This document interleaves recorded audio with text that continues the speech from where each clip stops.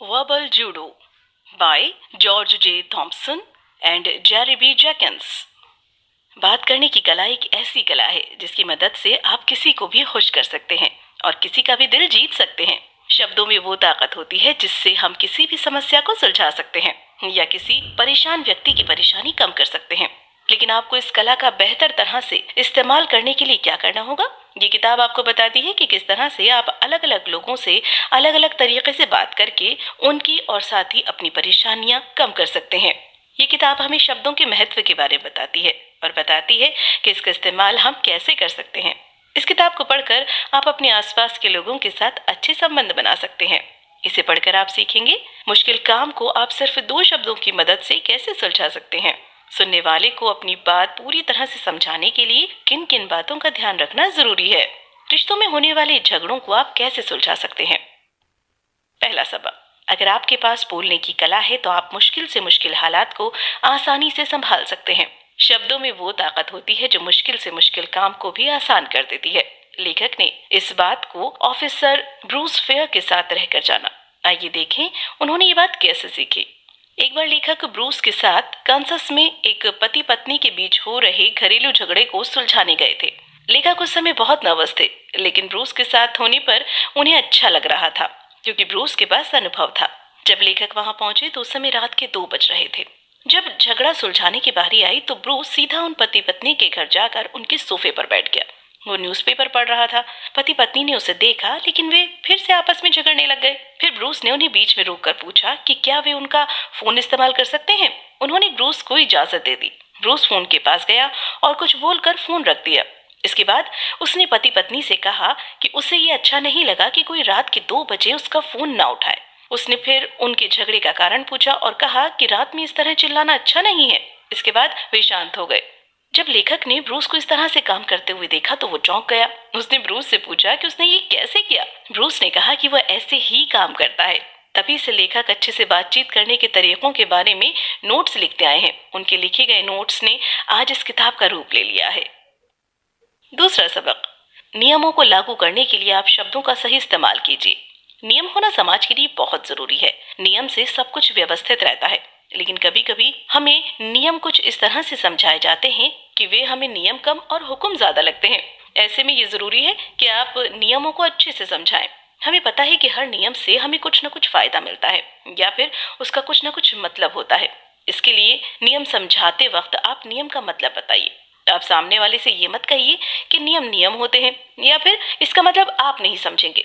आप बस नियम से चलिए। इस तरह के शब्दों से सामने वाले को ये लगता है कि आप उसे बेवकूफ समझ रहे हैं या उसे बेवकूफ बना रहे हैं। किसी से भी बात करते वक्त आप इस बात का ख्याल रखें कि आप अपनी हर बात को साफ साफ कहें और कुछ इस तरह से कहें कि सुनने वाले को अच्छा लगे। नियम समझाते वक्त अगर आपको लगने लगे कि ये नियम सामने वाले को वाकई समझ में नहीं आएगा तो आप उसे ये बात कुछ इस तरह से कहिए जिससे उसे लगे कि वो बेवकूफ नहीं है। सुनने वाले को लगना चाहिए कि नियम कुछ ज्यादा ही लंबा है जिसे समझ पाना मुश्किल है। इसके अलावा अगर आप किसी से कोई बात करना चाहते हैं और आपको उससे बात करनी है तो आप उससे यहाँ कहकर कभी बात मत कीजिए। इससे उसे लगता है कि आप उसे धमकी दे रहे हैं या फिर उसे लगता है कि उसने कोई गलती की है, भले ही उसने कुछ न किया हो। आप उससे विनम्रता से पूछिए, क्या मैं आपसे बात कर सकता हूँ? ये बात पुलिस वालों के साथ ही हर किसी को माननी चाहिए। अगर आप किसी को यहाँ आओ कहकर बुलाते हैं तो ये हुक्म जैसा सुनाई देता है। सुनने वाले को ये समझ नहीं आता कि वो आपकी बात क्यों माने। तीसरा सबक, किसी से बात करते वक्त उसकी बात को समझना जरूरी है। जब हम किसी की बात को समझने की कोशिश करते हैं तो हम कुछ ऐसे शब्दों का इस्तेमाल करते हैं जो हमारे दिल से निकलते हैं और सामने वाले के दिल तक जाते हैं।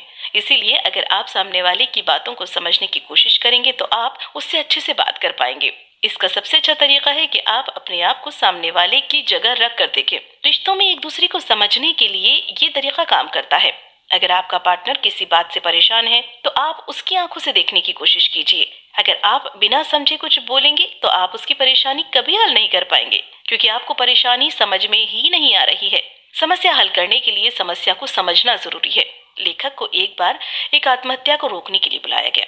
आत्महत्या करने वाले अपने नहाने के टब में बैठकर खुद को बिजली के झटके से मारने की कोशिश कर रहा था।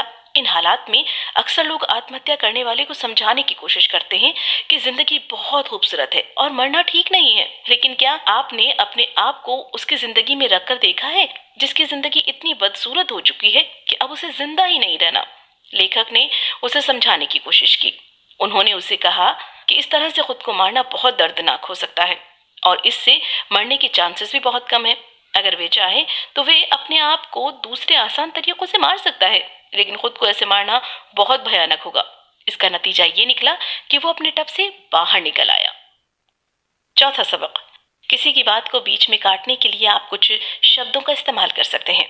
अगर सामने वाला आपसे कोई बात कर रहा है तो उसे बीच में काटना बिल्कुल भी अच्छी बात नहीं है। लेकिन कभी कभी हालात ऐसे हो जाते हैं कि सामने वाला लगातार बोलता ही जाता है और आपको मजबूरी में उसकी बात काट कर अपनी बात कहनी पड़ जाती है। लेकिन इस तरह से किसी की बात को बीच में काटने से उसे बुरा लग सकता है। इसीलिए आपको कोई ऐसा तरीका अपनाना होगा जिससे उसे बुरा भी ना लगे और आपका काम भी हो जाए। इसके लिए आप सामने वाले की बातों को दोहराइए। आप उसकी बात को कुछ इस तरह से दोहराइए कि आपकी आवाज में कोई भाव न दिखे। आप बोलने के लिए सीधे शब्दों का इस्तेमाल कीजिए। आप वाह या अच्छा जैसे शब्दों का भी इस्तेमाल कर सकते हैं। इसके बाद आप जब वो थोड़ी देर के लिए रुके तो आप उसमें अपनी बात शुरू कर दीजिए। अगर आप सामने वाले की बातों को इन शब्दों की मदद से काटेंगे तो उसे बुरा लगेगा कि आप उसकी बात को समझ रहे हैं। इससे उसे बुरा नहीं लगेगा और आप अपनी बात कह सकेंगे। अगर आप सामने वाले की बातों को इन शब्दों की मदद से काटेंगे तो उसे लगेगा कि आप उसकी बात को समझ रहे हैं। इससे उसे बुरा नहीं लगेगा और आप अपनी बात उससे कह सकेंगे। जब सामने वाले को ये लगने लगे कि आप उसकी बात समझ रहे हैं तब वो भी आपकी बात को समझने की कोशिश करेगा। इससे उसे लगेगा कि आपको सच में उसकी परवाह है। आप उस पर काबू पाकर उससे अपनी बात आसानी से मनवा सकेंगे। जैसे अगर आपका पार्टनर आपसे शिकायत करता है कि आप रोज घर पर लेट आते हैं तो आप विनम्रता से उससे पूछिए कि क्या आप हर रोज लेट आते हैं। अब वो अपने शब्दों को बदल देगा और कहेगा कि आप कुछ दिन लेट आ रहे हैं। अब आप उसे समझा सकते हैं कि आप कुछ दिन से लेट क्यों आ रहे हैं। पांचवा सबक, अपनी बातचीत करने के तरीके को सुधारने के लिए अपनी गलती को पहचानिए। हमारे साथ अक्सर होता है कि हम हर बार कोई गलती करते हैं लेकिन उसे सुधार नहीं पाते। हम अक्सर बात करते वक्त वो काम कर बैठते हैं जो हमें नहीं करने चाहिए थे। अपने अंदर की इस कमी को निकालने के लिए आप अपनी गलती को पहचानना सीखिए और ये सीखिए कि वो गलतियां आपसे किन हालात में होती हैं। जब हमारे ऊपर किसी चीज का दबाव रहता है तब हम अक्सर ऐसी गलतियां कर बैठते हैं। इसके लिए सबसे पहले आप अपने ऊपर के दबाव से निपटने के रास्ते ढूंढिए। बात करते वक्त आपसे जो भी गलतियां होती हैं आप उन्हें एक नाम दीजिए। इससे आप उन गलतियों को पहचान सकेंगे। एग्जाम्पल के लिए आप लेखक को ले लीजिए। जब लेखक किसी को गिरफ्तार करने जाते थे तो वो व्यक्ति अपनी पहुंच के बारे में लेखक को बताने लगता था। जब लेखक को बहुत गुस्सा आ जाता था तो वो उसे जबरदस्ती गिरफ्तार कर लेते थे। जब सामने वाला व्यक्ति लेखक से ये बातें करता था कि उसकी जान पहचान बड़े बड़े लोगों से है और वो जेल से आसानी से छूट जाएगा, तब लेखक उससे कहते थे शर्त लगा लो। वो उसे अपनी कस्टडी में ले लेते थे। लेकिन उन्होंने बहुत जल्दी इस गलती को पहचाना। इसे सुधारने के लिए लेखक ने इस गलती को नाम दिया शर्त लगा लो। इससे जब भी वो इस गलती को दोहराने जाते तो वो इसे आसानी से पहचान लेते और इससे उभर जाते। इससे वे अपने गुस्से पर काबू पा लेते और अपनी गलती को सुधारने लगे। छठा सबक, अपने शब्दों के साथ साथ अपनी बात करने के तरीके पर भी ध्यान दीजिए। जब भी हम कोई बात कह रहे होते हैं अपनी सोच को अपने शब्दों में ट्रांसलेट करते हैं। इसके लिए ये जरूरी है कि आप अपने बोलने के तरीके पर भी ध्यान दें ताकि सुनने वाले को आपकी बात अच्छे से समझ में आए। अगर आप किसी से कुछ कहना चाहते हैं तो इस बात का ध्यान रखिए कि आपके भाव और आपके शब्द आपस में मिल रहे हों। अगर वे आपस में नहीं मिलेंगे तो सामने वाला आपकी बातों का गलत मतलब निकाल सकता है। अक्सर आपने देखा होगा कि कुछ दोस्त आपस में बात करते वक्त एक दूसरे को खूब चिढ़ाते हैं, लेकिन वे इस बात का बुरा नहीं मानते क्योंकि वे उन बातों को दिल पर नहीं लेते। इसकी वजह यह है कि वे जानते हैं कि उनका दोस्त मजाक कर रहा है। इसके लिए उसके शब्दों से उसे कोई फर्क नहीं पड़ता। इस एग्जाम्पल से साफ है कि आपके शब्द उतने मायने नहीं रखते जितना बोलने के भाव मायने रखते हैं। बोलने से पहले आप ये भी देख लीजिए कि आप किससे बात कर रहे हैं। सामने वाले की पर्सनालिटी के हिसाब से शब्द चुनिए जिससे आपकी बातें उसे अच्छे से समझ में आए। आप अपनी बात को कुछ इस तरीके से कहिए कि धरती का आखिरी व्यक्ति भी आपका आखिरी शब्द समझ सके। अक्सर आपने अपने स्कूल के दिनों में देखा होगा कि टीचर हम बच्चों से एक ही आवाज में बात नहीं करते हैं। वे तेज बच्चों से दूसरे भाव में और कमजोर बच्चों से दूसरे भाव में बातें करते हैं। हालांकि आप इस बात का ध्यान रखिए कि आपके शब्दों से किसी को भी तकलीफ न हो। आप सबकी इज्जत कीजिए और सबसे अलग तरह से बात कीजिए। सातवां सबक, दूसरों को समझाकर आप अपने काम को आसान कर सकते हैं। अगर आप किसी बच्चे को रोड पर ले जाकर उसे रोड क्रॉस करना बताएं तो वो बच्चा अपने आसपास बहुत ध्यान से देखता है। वो देखता है कि कुछ गाड़ियां आ जा रही हैं, लेकिन समय समय पर रुक जा रही हैं। वो ये नहीं समझ पाएगा कि वे गाड़ियां क्यों रुक रही हैं और कब रुक रही हैं।